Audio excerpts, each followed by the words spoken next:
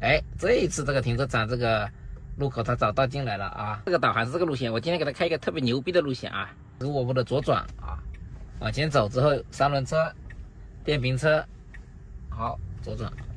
然后我今天的视频可能会打乱顺序发一下，但我会标好第一、第二、第三、第四段啊，因为第一段早上出门说实在有点拉垮的视频可能看的人多嘛，还是表现好的视频看的多一点。开搞，好的，这是面大叔啊。好，我们晚上回家啊，20公里，然后呢9点55分啊，今天应该是最后一段了，不知道你们看不看得清楚，20公里啊，无缝啊，到了晚上，今天大概是开了40车，40车呢都录起来了啊。早上呢有一段路啊，开了之后没有录，大概开了几百米吧，我又回去又重新录了，有点烦啊。等一下有人说我作假，但还好是什么呢？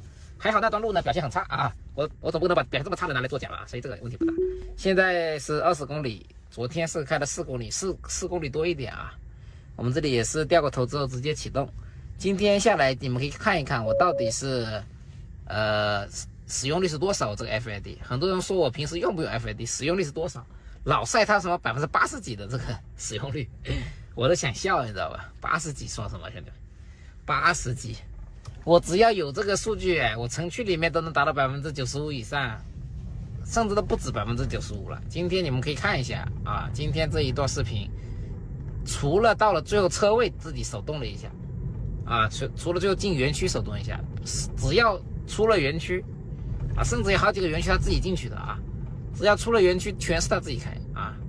然后呢，到目前为止啊，只有几次这个电门介入啊，从来没有踩过刹车，从来没有自己去打过方向盘啊。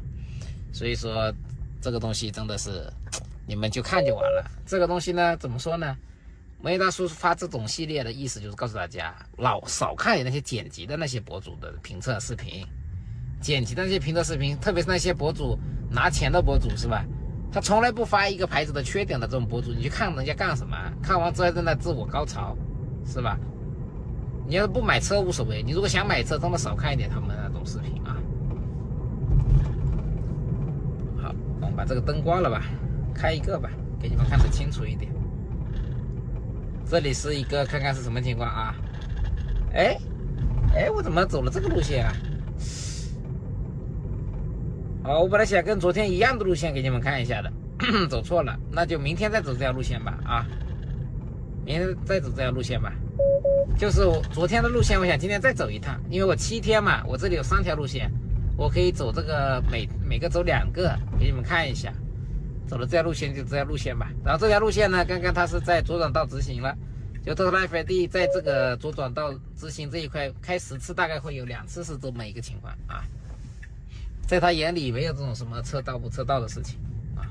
好，这里一个无保护的路口，略微广场之后啊，应该是没有减到0啊，没怎么注意。那我们全程要手扶方向盘啊。哎，今天走的是这条路线啊，我们一共有3条路线啊，大概有4条也有可能，反正每条路线都给你们走一走啊，都走不同的路线，看看能不能碰到不同的情况啊。每天都走一些不同的路啊，然后如果比如说到了后面几天。因为我每天就上下班的这个使用场景，基本上就我自己平时就这么开的，我拍视频的路也都是这些路，就是我上下班的路。很多说我是精挑细选，哎，躲了一个，他是想躲那个垃圾，然后呢躲了一点点垃圾，那个盖子还是压了啊，那个塑料盖大概这么大的一个塑料盖，我以为他整个都躲了啊，没有整个躲成功。然后可能是我这个眼睛太小啊啥的，看这边看多了，老是提醒我，就大家要往中间偏左一点看要好一点，他就不怎么会提醒你啊，往中间偏左一点点看。然后明天华为要发布这个 ADS 4.0 了啊，看看这个 ADS 4.0，我的内幕消息听说是一体式端到端啊，到时候看一下。那大家很关心的这个审核通过的问题啊，只能说怎么说呢？已经差不多通过了，已经是差不多通过了，最后发文了就差最后发文了啊！具体什么时候发呢？我之前是希望他在5一前发，一个嘛大家可以用得到，第二个嘛5一节可以吃一波这个红利啊。那具体会不会在5一之前发就不保证了，但审核通过是已经差不多，最后就差最后发文了，其他的都差不多了啊。这里不知道为什么速度这么慢，我们给点电门看一下啊，虽然说是有个电瓶车的原因。但是有一点点慢了，然后现在对面有车过来了，不行了，那就再跟一会儿吧。这个时候我自己开也不行了，前面我是可以超一下的。这个时候因为左边有车，你去超这个电瓶车也超不了啊，就让他自己开吧。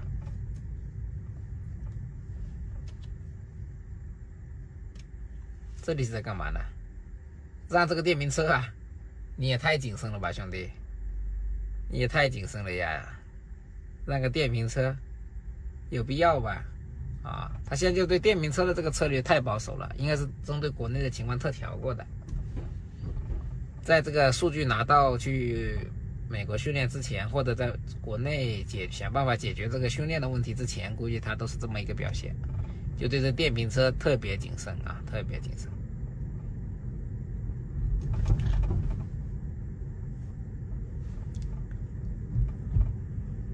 然后我今天的视频可能会打乱顺序发一下，但我会标好第一、第二、第三、第四段啊，因为第一段早上出门说实在有点拉垮的视频可能看的人多嘛，还是表现好的视频看的多一点，哪个视频播放量高一点？因为我们做视频嘛，总是希望看的人多一点，是吧？这个我回去再考虑一下怎么剪这个视频啊。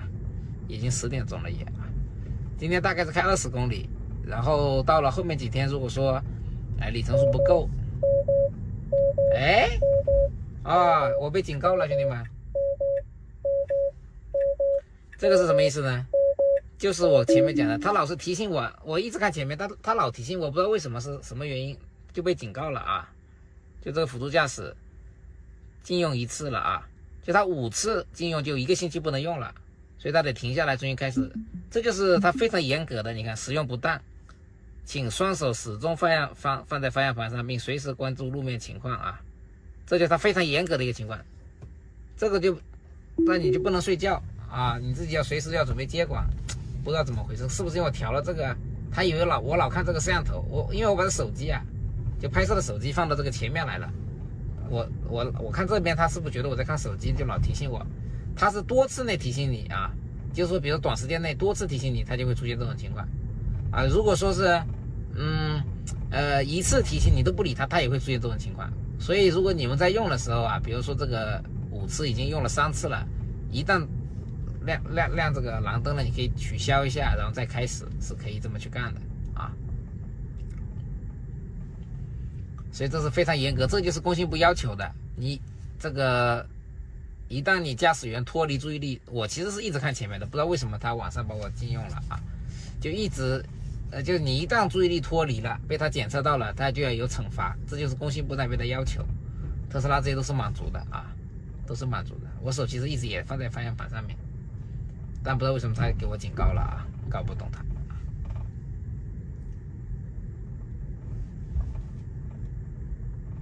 我把这一段放在前面去，很有节目效果啊，很有节目效果。嘟嘟嘟嘟啊，嘟嘟自驾啊，这个应该很有节目效果，也是一个很好的一个展示吧，就跟大家讲为什么它这种是怎么样的啊。刚才我是每次他提醒我就摸一下方向，给点力，然后看前面，他取消，然后多次短时间内多次，比如说5分钟10分钟内多次出现，他就直接就警告，就不管你了啊。我也搞不懂他为什么会警告我。晚上的时候因为我眼睛太小了应该不会吧啊。这里稍微有点慢了，我们向左打个转向灯超一下这个电瓶车吧，也不超啊，因为它这里好，现在就是我到我要用的技巧的一个地方了，就是我不想走里面过，比如说啊，因为这个昨天我已经走过了啊，算了吧，走不走啊？走吧，给你们看一下拥堵的路段长什么样。我本来不想走这里过，因为我自己平时用车我是不想走这条路过的，因为这条路很窄，我有大路走，为什么要走小路过呢？是吧？我有大路走，为什么要走小路过呢？啊，但是他这样走了就算了吧，既然是给大家评测的话啊，那就算了吧啊。我本来是想走大路过的。刚才想告诉大家什么技巧呢？就是当你发现一条路你是不想走的，你就把这个，特别是你是直行，它要右转，你是直行的时候，你就把这个导航一结束啊，它漫游模式它就会往前开，你把这个打灯变道取消掉啊，就会往前开啊。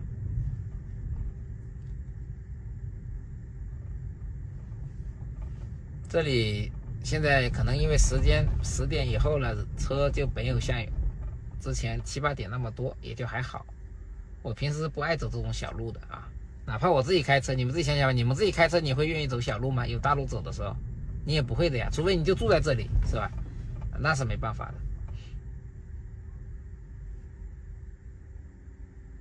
好，这里呢是个电瓶车，让过电瓶车就走了啊。他是让这个电瓶车，刚刚，所以他现在在国内就是很喜欢让这些后面插上来的电瓶车，在北美不知道是不是这个习惯啊，搞不清楚。我觉得晚上这个视频真的挺有意义的，只要是认真看下来的这个观众啊，还挺有意义的。我把这个放在最前面吧，我倒序播放吧，4、3、2、1这么播放吧，好吧？因为这个视频我觉得真的挺有意义的，它展示了很多你们没用过 FID 的一些朋友的对它的一些了解啊。你看像这种情况呢，他认为自己是在主道上，他让这个电瓶车他就不会刹到0。我之前出门上班的那边那个路呢，他认为自己是逆行，一旦有电瓶车跟他擦身而过，他就会刹到0了啊。但他一旦认识自己不是逆行的时候，有电瓶车擦肩而过，他是不会刹到0的。这个是非常非常明显的一个事情，非常非常明显的对比啊。这个我不知道这样讲讲你们能不能有印象，反正关注梅大叔多的这种，特别对这个自驾感兴趣的朋友，应该是会能理解的。然后昨天晚上是他直接到了第2车库前面，看看这一次是停在这路边还是再开过去，特别是在这里有个车廊的时候，哎还不错。看看这一次能不能右边这个进来啊？画龙啊，进不去啊。好，我们最后1公里吧，这个算最后一点点路了，只能还是需要自己开。现在他不能走到这个封闭的停车场啊，最后1公里还是需要自己开的。最后1公里还需要自己开的。今天的20公里就完成了，没有接管，踩了几次电门，使用率你们自己算吧。这个地下室你们自己算一下吧。有20公里，如果是算99%，是多少呀？啊，20公里，20公里的不止，我们算一下啊。20公里的话是，这个计算这怎么回事？这个20公里啊，23那19公里啊，等到19公里，然后还有走错路的那里1点多公里，到18公里吧。18公里乘以1%，计算机按一下，计算一下，18公里乘以1%乘以1000吧，1公里乘以1000吧，是吧？180米啊！你们看看我有没有180米是自己开的？比如说我有360米自己开的，那就98%。你觉得我有这个500多公里自己开的，那就是97%啊！你们自己算一下就知道了啊。这是今天的用车场景啊。来，今天的第3段旅程啊，14公里啊，时间。我们出发啊！看一下路线设置怎么样啊？它这个导航是这个路线，我今天给它开一个特别牛逼的路线啊。我看一下我怎么让它去开啊。这里加一个途经点啊，给它加，如果说你走的路啊，跟你原来的这个导航上没有，你就给它加个途经点就完了啊。我们直接车位看看出发能不能出得去啊。好，直接车位出发啊，双手紧扶方向盘啊，让这个车辆一只小猫咪识别到了一只小猫咪啊，这个小猫咪在这里移动，看到了吧？呵呵，识别到了一只小猫咪呀。好，猫咪跑了之后呢，它也是果断这个过去，看看它能不能出得去啊？没有扫图的这么一个停车场，不一定能出去啊，先跟大家讲好啊。那出去就比较惊喜。这个准备往左走了啊。这个导航是你用手机导航应该是导不出去的啊。我是给它临时加了个途经点，看一下，哦哟不行啊，不行，它要往那边走了啊，那边不行啊，得到这边来。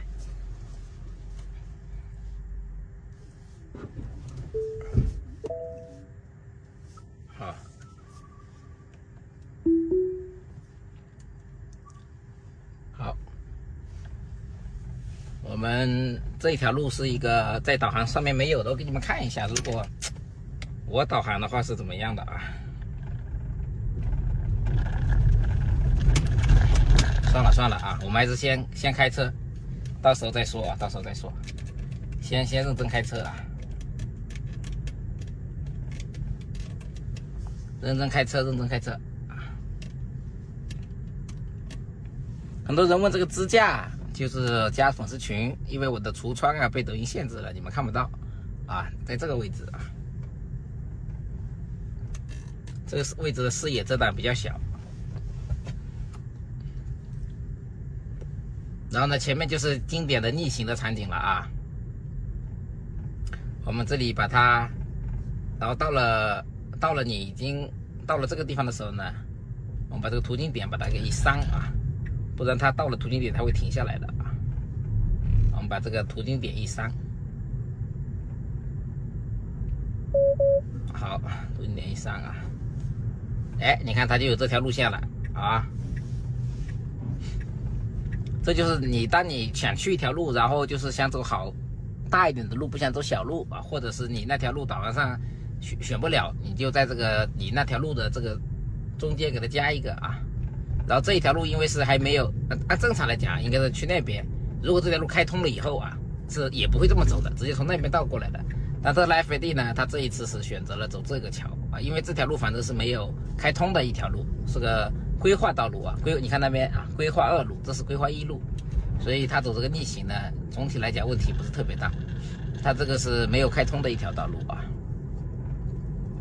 它有时候会跟那辆车过去啊，就从那边过，有的时候啊，不是100%的。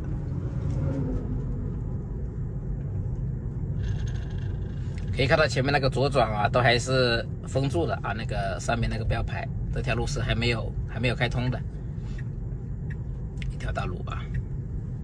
好，这里是要右转了。好，路口右转呢，不知道怎么回事停住了。哎，这里是为什么停住呢？我们给它电盲试一下啊，它是识别成红绿灯了吗？这里的红绿灯跟这个没关系啊。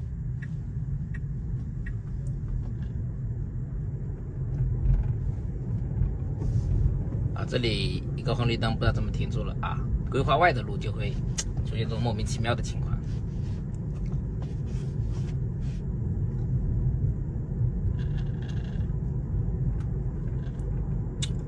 今天一路下来，大概因为这些问题踩红绿灯啊，不，因为这个现在是第3段了嘛，开了大概几公里了，10公里了吧，10公里下来，因为这些它不动的情况，给点电门的情况是好像有2、3次吧，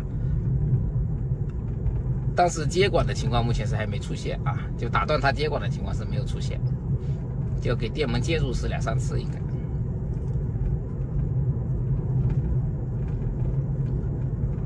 梅林大叔一直希望的是什么？就希望这个能够讲真话啊，能够讲真话。讲真话呢，让所有的这种大家想买车的、买 M9 的啊、买各种牌子的、买理想啊，在这个自驾能力怎么样的啊，都是能够客观的看得到。喂，喂，哎，那个公的等下菩萨水就喂吧。哪来不够喂？你遇上工哎，蒙付给你了。哦，那个考虑分等你发的啊。哎，你就是来这给货架上就行了嘛。哦，这么啊。你看酒店这边商量啊。好。好，这里有个鬼探头一样的，但是他看到他停住了啊，他是能识别，但他就没有做好，没去做减速了。那个车其实停下来已经有那么1、2秒钟了，如果那个车再往前一点，继续这个持续性运动的话，我感觉它肯定是会停的啊。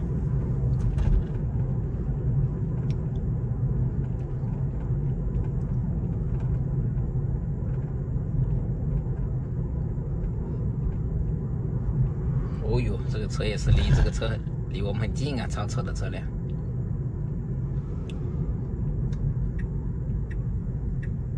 好，这里看看它这个左转啊，因为前面车都是右转的，受的干扰大不大？有个人在走，哎，没什么干扰，左转对他来讲没什么干扰啊。左转之后呢，前面就是一个大货车了，看看他应对这个大货车怎么样？应该问题不大啊，问题不大。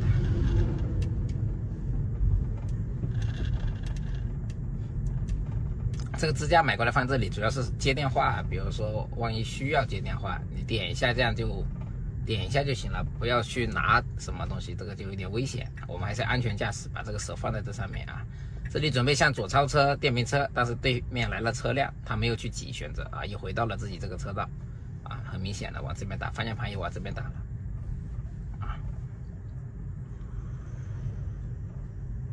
啊，对面又是来比较多的车啊。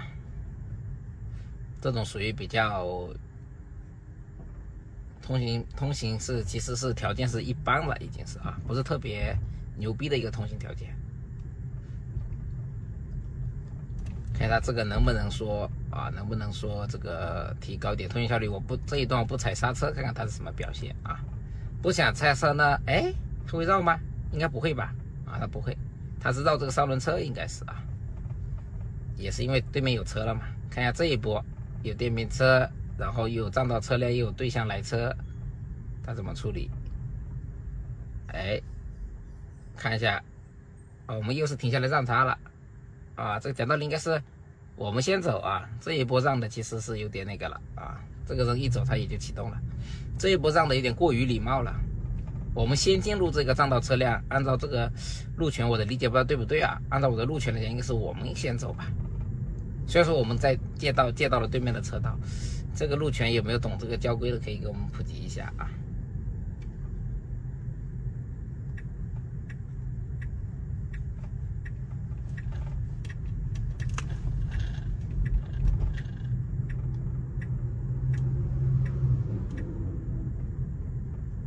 这一段路来讲效果比我差，我肯定会加速这样去挤它了啊，它不挤它，我可能会往前挤这一段，因为它前面是个电瓶车嘛，有空间可以挤啊，但它不挤，因为它现在对电瓶车的博弈还是按照美国的这个强路权去博弈的。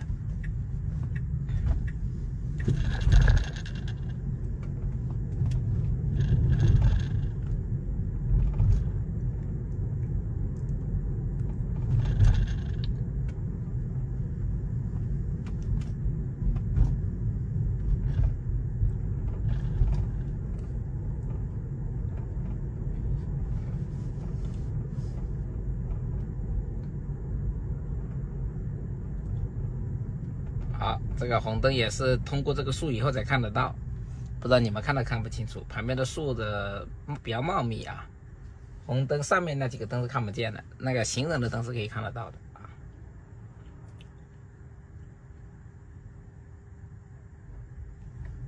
好，绿灯，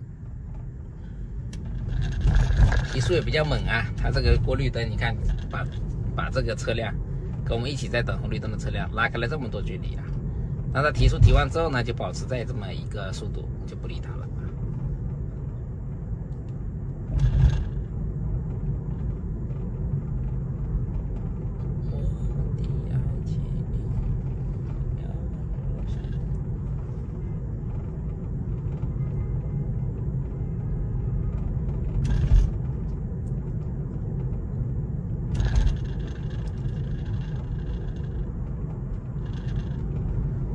前面马上要右转了啊，看一下我们这次右转能不能成功进园区啊？特斯拉 FD 这个端到端呢，它现在是属于那个什么，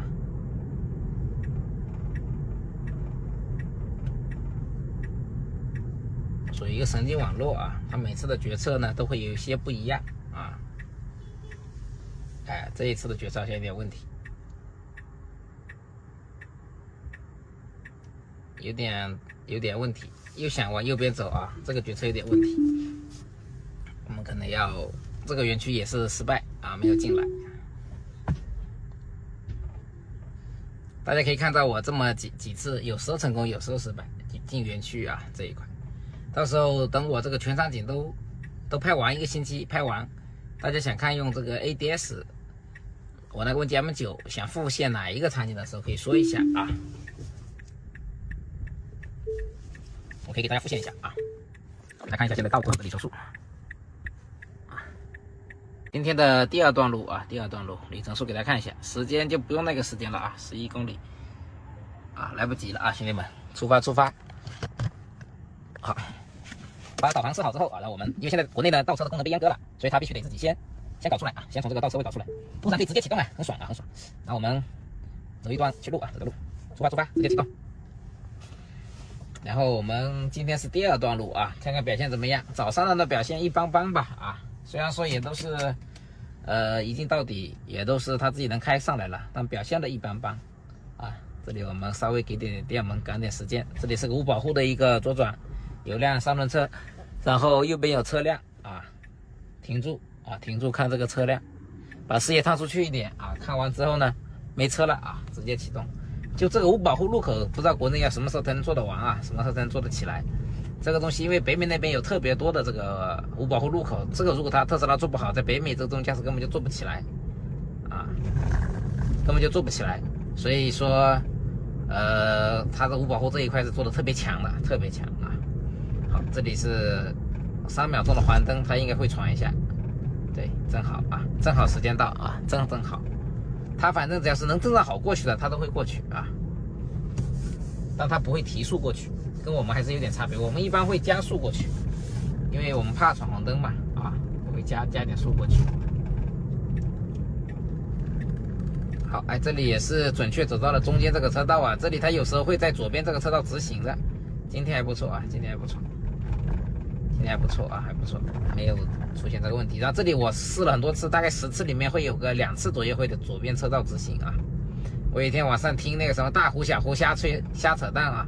说什么把这个车道及导航给关了之后，他就不会走错道了。然后在这里连续试了10次啊，还是走错了2次。所以有些东西啊，幻觉啊，都是他的幻觉，不是特别准啊。这些人不是特别准，没有那么的准确啊，没有那么的准确。有些东西啊，你就测那么1、2次是你的幻觉啊，因为特斯拉 FD 是一个概率性的问题啊。这里是沃尔沃的左转啊，往前走之后，3轮车、电瓶车，好，左转。跟着这个电瓶车后面左转啊，完成了。有些东西不是你说你碰到一次它就是绝对的，因为现在这个神经网络端到端啊，实际上一个类人的思考一样的啊，相当于是一个。好，看看它往哪走啊？应该是往外面这条大路走啊，往大路走。好，这里有很多的这个公交车，它让一让，它是个概率性的问题。啊，很多东西不是说你一次感觉怎么样就怎么样，像这个闯红灯跟走错道一样的。闯红灯一方面它国内没见过这些红绿灯，第二个方面就是它在北美那边闯红灯的概率是很低了，已经啊，训练之后是很低了，大概1000个、10000个不知道可能会有一个不识别，这个数据我没有啊。在国内的话，我现在开了大概2、3千公里，闯红灯就他要闯，我接管的次数大概是在10次左右吧，啊，开了几千公里了。这个已经比起那种，虽然说这个是缺点啊，闯红灯是缺点，我们不能否认它，但我们要客观认识，它在国内是没有经过这个深度学习、深度这个优化的啊。这里我们给点电门，很多电瓶车不给电门的话，左边是个双实线，它可能不会压啊。我们给点电门之后，它会压一下双实线，超一下这些电瓶车啊，给点电门，稍微压一点点啊。因为这3轮我们这里没有这种机车分离的车道，所以电瓶车都是开在你那个机动车上的，所以你如果不踩一点电门，这个通行效率是很低的啊。法律法规的设置，它不是说让你把通行效率降低啊，法律法规最主要的目的就是通行效率要变高。这个不知道你们能不能理解这个问题啊？就法律法规最大的这一个它的作用之一啊。一个是确保大家开车安全一点，不然老是会可能有很多车祸存在。但还有个很大的问题是什么呢？它就是让你的通行效率要变高，社会才能运转。你这个社会这个运力要强很多。给你举个很简单的例子，高速的速度为什么一直在高啊？为什么一直要建高速？然后高速上的违章从原来的扣20%的时候要扣分啊，现在20%超速，很多地方都是罚款不扣分了，就是让你们把通行效率变高。变高以后，你这个社会才会运转，生产力才能起得来。很多东西他们很多人不理解这个逻辑啊，就像昨天举办的那个第一电动的这个比赛一样的，压实线我跟他提过建议的，就那种路口的压实线啊，你可以扣2分，但是正常的一些压实线啊，像这样的一种超这个车压实线，前面没有任何影响到别人的压实线，有什么意义呢？扣分，扣它的意义在哪里呢？是吧？意义在哪里啊？哇塞，电话又来了。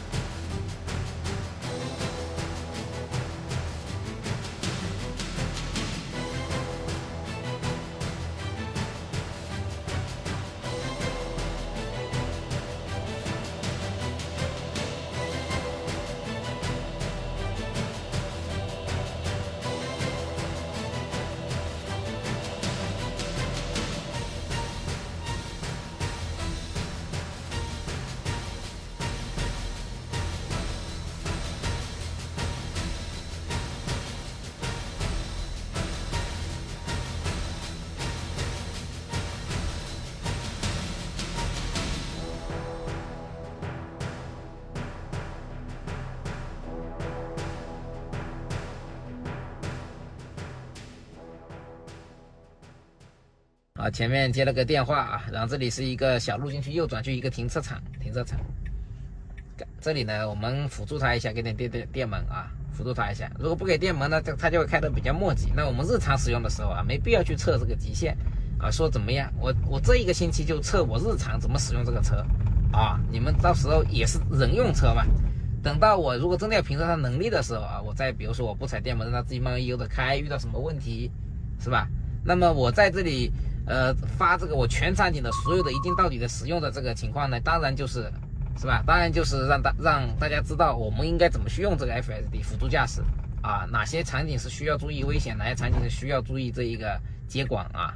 哎，这一次这个停车场这个路口他找到进来了啊，昨天晚上那个地下车库的他没找到没进来啊，那这里也一样，我们给点电门让它稍微快一点，不然它会比我们人开要慢一些啊。好，然后我们车就停在这里就好了啊，它也停下来了啊，它也停下来了。前面跑出去之后发现这个忘了开录制了啊，妈的浪费了，现在是28分钟啊，浪费了一点时间。所以这个就很烦，有的时候啊，有的时候录制啊，这个录制出错误的情况都会存在啊。所以刚刚呢，我跑出去之后跑了大概200-300米啊，然后发现忘了录制了，现在变成6公里了，有点烦啊，有点烦啊，有点烦啊，没录制成功啊，他那的搞得好像我是跑得很烂，故意回来剪辑一样啊，这个也很烦啊，这也很烦。我们重新回来重新录制一下。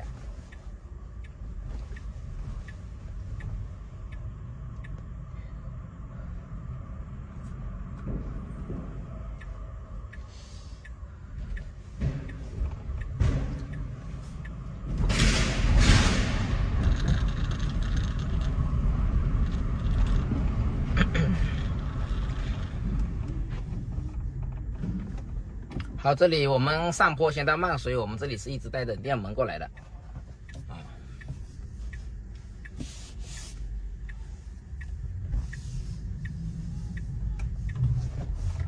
啊，这里它突然莫名其妙的刹车，可能是识别到这旁边有点问题，所以给了一点电门。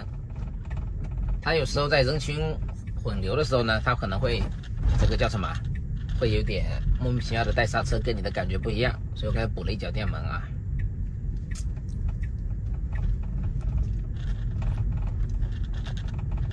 梅艳大叔从来没有说过任何一个辅助驾驶是完美的啊，一直在跟大家讲辅助驾驶的真实实力、真实水平是长什么样的啊。这一次上级部门啊，工信部，然后呢公安部，都是在支持梅艳大叔的这种打击虚假宣传的这种做法，所以梅艳大叔呢发起了这一个辅助驾驶全网啊。这里我们再给点电门，让它稍微通行速度稍微快一点。我可以不给他电门啊，不给他电门的，顺便打个灯啊，超一下这个三轮车。OK， 哎呀，他不去啊，他不去超，因为在他的眼里啊，我刚才其实都不用管他，就是会慢啊。你看，在他的眼里呢，这里是个双车道啊，这里是个双车道啊，疯了，他疯了啊，发疯了，这个是真发疯了啊，往左边去了啊。我们这个是直走啊，它定位有问题，定位出问题了。定位怎么定在这里啊？它这定位出问题了啊！我说怎么发疯往左转去了？导航不更新了？其实我们已经在这里了。哦，这个导航坏了，导航坏了！我第一次碰到这个问题。坏了没坏啊？哦，没坏，哦，没坏，哦，没坏，我以为它坏了啊，没坏啊，没坏。我以为这个导航坏了啊，没坏，发疯了啊！他应该是跟着那个三轮车想去左转了啊。从来没有说过这个辅助驾驶是怎么样的啊，所有的视频啊有问题的，我的主页里特别多，特斯拉的，我自己一镜到底出现问题的我都发啊，所有的就是最真实的场景。有一些这种拿钱办事的人啊，他的主页里面全是好的，从 ADS 2.0 开始啊，我用 M9 去测的时候，同一条路25分钟9个接管啊，反复测很多次啊，都是各种莫名其妙退出啊，各种莫名其妙的一些操作，在他们的视频底下一个都看不到啊，所以我为什么要发起这一次全网的这个辅助驾驶全场景一镜到底的使用的，就是这么一个情况啊。然后呢，刚刚这一段下来呢，也是非常的叫什么，非常能够证明刚才我是真的是忘了录了，又回去重新录了一下，导致时间上面多跑了几分钟啊。你看刚刚这么烂的一个表现，我依旧会把它发上来，这就是这一次挑战的意义跟价值所在，就它的所有的真实的客观的这个全场景的辅助驾驶在使用过程中遇到的好的不好的都发上来，这样子才是真正的你作为一个自媒体的良知跟底线，是吧？你可以收钱办事没关系，你10条视频里面起码得有1、2条吧，说一说问题吧，对吧？因为你的用车场景全是烂的操作，全部剪掉啊，专门去找一些好的操作发出来，你这不就是骗人吗？这不就吸我们人血馒头吗？不愚昧我们同胞吗？对愚昧的同胞呢，还沾沾自喜啊，还天天来我这里说我的视频在造假。所以说这个事情你就是是黑非白颠倒了，是不是？是非黑白都给你颠倒了，你这个就太离谱了，对不对？好，这里也是除了刚刚那一段啊，那段路呢，这段路呢，明天我再开一遍啊，就是这个地方，因为这是个刚刚那个情况还没给你们讲完啊，就刚刚那里它是识别成了双向单车道，但其实右边的车都是一个一个停车位，它一开始刚到那个位置呢，会把右边那一排车识别成这个叫什么？识别成这个临停的车辆，他以为那是临停的车辆，所以他认为他能通行的地方是逆行，只要那个时候对面有车过来，他都会先让行的，因为他认为自己是逆行。然后呢，等他走到一半的时候，发现哎，那旁边是一个停车位，那么他就会把自己当成了一个不再当成逆行了，他就不会再去过多的这个礼让前面逆行的这个电瓶车啊，只是稍微带点减速，不会像一开始一样啊，觉得自己是在逆行的时候，他会把这个速度降得特别慢啊，就礼让的那种情况，那是就是他这个对于那种场景的理解不够啊，对那种场景的理解不够。然后昨天在这个第一自驾比赛里面啊，第一电动那个比赛里面的群里面呢，有个兄弟呢，我觉得讲的特别中肯啊，我跟他也没怎么发生争吵，就是观点有点不同。他呢给我发了一个叫什么一个红包，我说哎，我说你干嘛给我发红包啊？他说原来对 FAD 的这个特斯拉 FAD 的能力有误解啊，说发个道歉红包。他在看了这个比赛之后，发现 FAD 能力超出他的想象。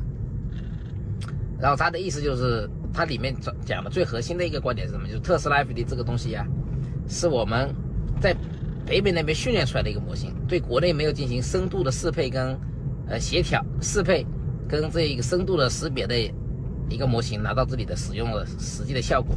而国内呢是针对中国道路啊嗷标注啊嗷去做的训练的这么一个本地化的一个产品，跟别人比起来是这么一个差距啊。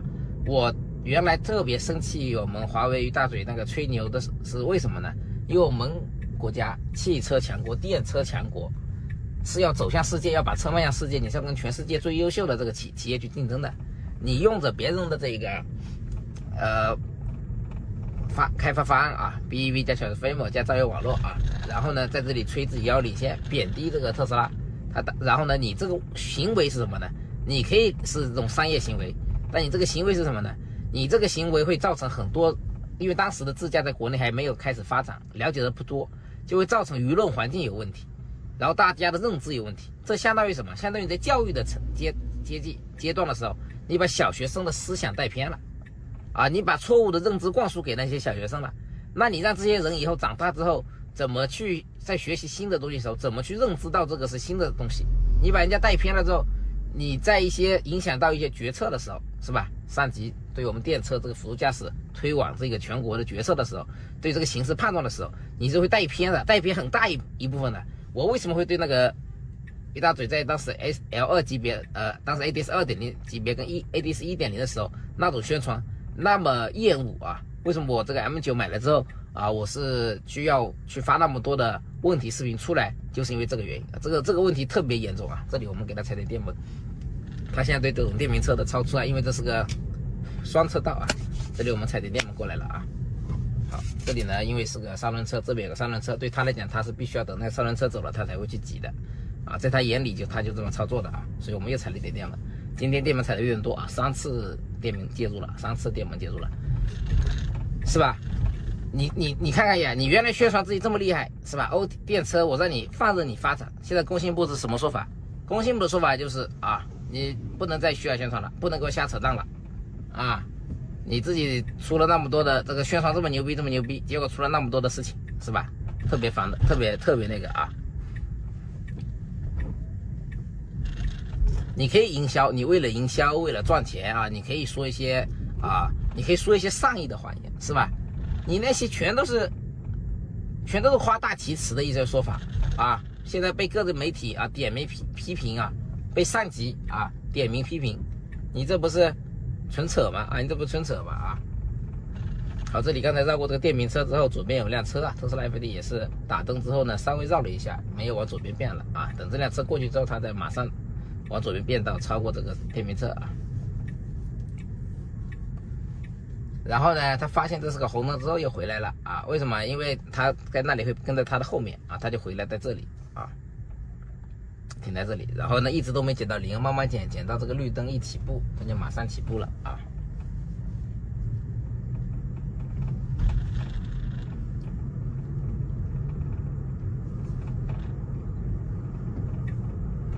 好，继续这个。超越这个画龙了，这个有问题啊，这个有问题。你超越完之后回来干嘛呢？虽然说这边可能快一点，但没什么大的意义啊，你速度又提不上去，是吧？人家速度明显比你快，虽然说你前面马上要右转了，你现在回来没什么意义啊，你给人感觉像是画龙啊。虽然说我只是理解你的操作，又超过电瓶车再回来，但是你的速度又没有人家快，我知道你一会儿右转了，你到了这里再右转不就行了吗？你多了一个提早变道的这么一个行为。啊，虽然说这个对通行效率没有影响啊，我觉得这个我是个人保留意见，对这个超车又回来的这个保留一下意见啊。可能他当下觉得回来这个车道会更快一点啊。好，我们也是一样的啊，来到了我们今天第一个这个目的地啊。